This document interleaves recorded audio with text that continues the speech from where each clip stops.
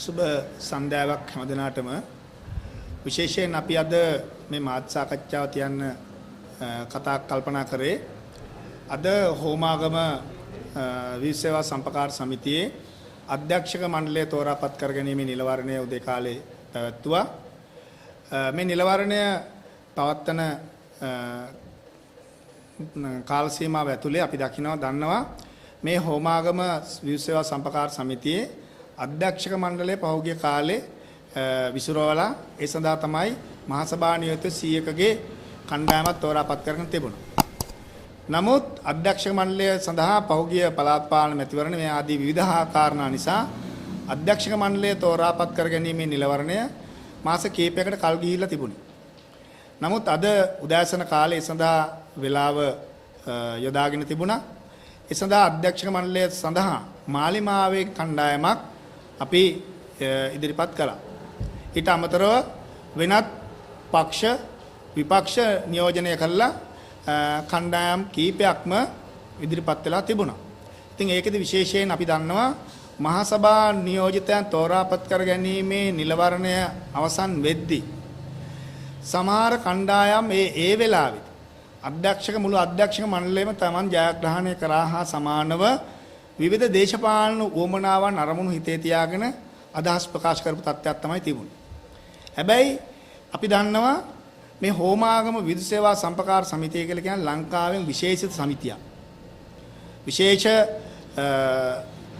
හැකියාවක් තියෙන, සම්පත් තියෙන හොඳ සමූහකාරකයන් පිරිසක් ඉන්න හොඳම සම්පකාර සමිතියක් ලංකාවේ. ඒ නිසා මේ සම්පකාර සමිතිය පහුගිය කාලේ විවිධ දේශපාලන අරමුණු උවමනාවන් වෙනුවෙන් තමයි ඒ හිටපු ක්‍රියාකාරීත්වය ඇතම් අය තමන්ට ඕන විදිහට මේක පාවිච්චි කරගන්න සූදානම් වෙලා තිබුණා. ඒ නිසා අපි දන්නවා ඒ සඳහා විවිධ දේශපාලන මැදිහත් වීම් මේකට එල්ල වෙලා තිබුණා. අද වෙනකොට මොකද වෙලා තියෙන්නේ?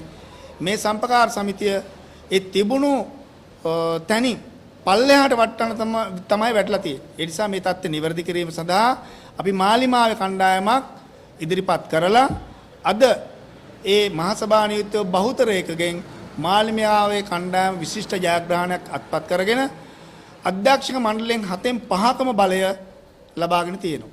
ඒ නිසා අපි හිතනවා මේක සුවිශේෂී ජයග්‍රහණයක්. මේ අධ්‍යක්ෂක මණ්ඩලයෙන් 7 දෙනාගෙන් 5 දෙනෙක් මාලිමාවෙම තේරුණේ අපි හිතනවා මේ හෝමාගම සමූපකාරය තවත් දීර්ඝ කාලයක් මේ රටේ හොඳම සම්පකාර සමිතිය බවට පත් වෙනවට කැමැත්තක් දක්වන ඇත්ත හෝමාගම සමූපකාරිකයන්ගේ මැදිහත් වීමෙන්. ඒකට පක්ෂ විපක්ෂ ભેදයකින් තොරව අපි හිතනවා මේ හැම දිනාගෙම අදහස උනේ මාලිමාවේ කණ්ඩායමක් ඇවිල්ලා මේ සම්පකාරේ පත් කරලා තියෙන නරක තත්ත්වයෙන් වෙනස් කරලා ඊටාම යහපත් හොඳ සම්පකාරයක් බවට පත් කරයි කියන හැඟීමකින් ඒ නිසා අපේ කණ්ඩායමේ අපි 5 දෙනෙක් ඉදිරිපත් කළ අධ්‍යක්ෂ මණ්ඩලය සඳහා 5 දෙනාම ඉහළම විශිෂ්ටම ජයග්‍රහණයක් අත්පත් කරගෙන අධ්‍යක්ෂ මණ්ඩලය සඳහා තේරලපත් වෙලා තියෙනවා. ඒ නිසා හෝමාගම විදුලි සේවා සම්පකාර සමිතියේ බලය මාලිමාවේ කණ්ඩායමට ලැබිලා තියෙනවා. ඉතින් ඒකෙදි විශේෂයෙන් මේ වෙලාවේ මම හිතන්නේ මේ සම්පකාර මහසභා නියෝජිතයන් 100කගෙන් තමයි මේ අධ්‍යක්ෂ මණ්ඩලය පත් වෙලා තියෙන්නේ. එයාගේ ඡන්දේ. මම හිතන්නේ ඒ අය ඡන්දේ දෙද්දි අපි හිතන්නේ ඡන්දෙ ඉදිරිපත් වෙද්දි සමහර කෙනෙකුට විවිධ දේශපාලන මත පෞද්ගලික උවමනාවන් තියෙන්නේ නැති. හැබැයි අධ්‍යක්ෂක මණ්ඩලය තෝරද්දී ඒ සියල්ල පැත්තකින් තියලා තමන් හිටපු ඉන්න දේශපාලන පක්ෂ අමතක කරලා මාලිමාවේ කණ්ඩායමට ජයග්‍රහණය අත්පත් කළ දෙන්න මේ 100 දෙනාගෙන් වැඩි දෙනෙක් අපට උදව් වෙලා තියෙනවා ඡන්ද දීලා තියෙනවා. ඒ නිසා මේ වෙලාවේ හැම දිනාටම ස්තුතිවන්ත වෙනවා අපේ කණ්ඩායමට මේ ජයග්‍රහණය අත්පත් කර දීම සම්බන්ධයෙන්. ඒ නිසා විශේෂයෙන් ඔබට කියන්න තියෙන්නේ මේ හෝමාගම විදුලි සේවා සම්පකාර සමිතිය කියන්නේ සම්පකාර 59ක වපසරියක තියෙන දැවැන්ත සම්පත් ප්‍රමාණයක් අයිති ආයතනයක්. මම හිතන්නේ මාලිමාවේ අපට දැන් වගකීමක් පැවරලා තියෙනවා පක්ෂ විපක්ෂ ભેදයකින් තොරව මේ සමූපකාරය මේ ආසනයේ ජනතාවගේ ඇත්ත දීපලක් බවට පත් කරලා ඒ සම්පත් ආරක්ෂා කරලා ඒ විතරක් නෙමෙයි මේ ආසනයේ ඉන්න සියලුම සමූපකාරිකයන්ගේ උවමනාවන් සම්පූර්ණ කරන්න ඒ සම්පත් රැකලා දීලා මැදිහත් වෙන්න වංචාවකින් දූෂණයකින් නාස්තියකින් තොරව හොඳ කළමනාකාරීත්වයකින් මේ සම්පකාරය මෙහෙවීම. ඒ නිසා අපි කණ්ඩායමක් විදියට මේ ආසනයින් හැම දිනාටම තමන්ගේ සමූපකාරික අයිතිවාසිකම් ආරක්ෂා කරලා දීලා හොඳම ලංකාවෙන් හොඳම සම්පකාර සමිතියක් බවට පත් කිරීම සඳහා අපි අද ඉඳලා මේ වගකීම අරගෙන අපි කණ්ඩායමක් විදියට මේ අධ්‍යක්ෂක මණ්ඩලය අපි අපේ පත්වෙච්ච කණ්ඩායම අපි මෙහෙයවමින් කටයුතු කරනවා කියන කාරණා මේ වෙලාවේ මතක් කරන්න කැමතියි. බොහොම ස්තුතියි. ඒකෝද උතුමාගේ මාලිමාවේ කණ්ඩායම තමයි මේ අධ්‍යක්ෂ මණ්ඩලයට ඉදිරිපත් කළේ කියලා. එතකොට සම්පකාරයට යම් දේශපාලනික මුහුණක් දීලා තියෙනවා. ඒතකොට සම්පකාරයේ ඉදිරි කටයුතු රජය විසින් බාර ගන්නවා මොකද කරන්නේ? නෑ රජය විසින් පාලනය කරන්නේ නෑ. නමුත් ඔබ කවුරුත් දන්නවා අපි කාටත් පෞද්ගලික දේශපාලන පක්ෂයක් තියෙනවා.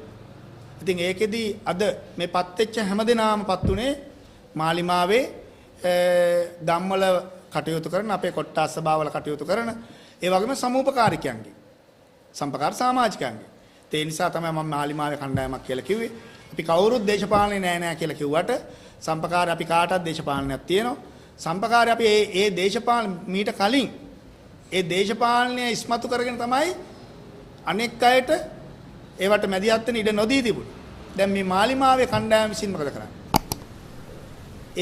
ඒ බෙදීම් කිසිවක් නොසලකා හැම දිනාටම සාධාරණයක් අත්පත් කරලා දෙන්න යහපත් සම්පකාරයක් බවට පත් කරන්න කටයුතු කරනවා.